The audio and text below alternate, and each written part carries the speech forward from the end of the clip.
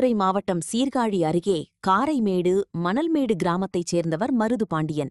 அதே பகுதியைச் சேர்ந்தவர் கார்த்திக். இருவரும் உறவினர்கள். இருவரும் பனை மரத்தில் நுங்கு வெட்டி சூரக்காடு பகுதியில் சாலையோரம் நுங்கு விற்பனை செய்து வந்தனர். இந்நிலையில் நேற்று இரவு மருதுபாண்டி வீட்டிற்கு கார்த்தி வந்துள்ளார். பின்னர் மருதுபாண்டி மற்றும் அவரது மனைவி முத்துலட்சுமி வீட்டிற்குள் உறங்குவதற்கு சென்று விட்டனர். கார்த்தி வாசலில் படுத்திருந்ததாக கூறப்படுகிறது.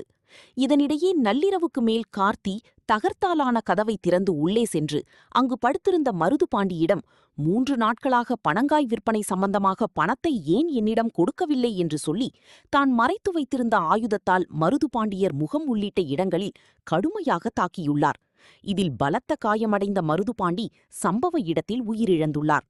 இதுகுறித்து தகவலறிந்த சீர்காழி போலீசார் சம்பவ இடத்துக்கு நேரில் சென்று விசாரணை செய்து மருதுபாண்டியன் உடலை கைப்பற்றி பிரேத பரிசோதனைக்காக சீர்காழி அரசு மருத்துவமனைக்கு அனுப்பி வைத்ததுடன் வழக்கில் தொடர்புடையதாக மதுபோதையில் உள்ள கார்த்திகை கைது செய்து விசாரணை மேற்கொண்டுள்ளனர். இச்சம்பவம் அப்பகுதியில் பரபரப்பை ஏற்படுத்தியுள்ளது.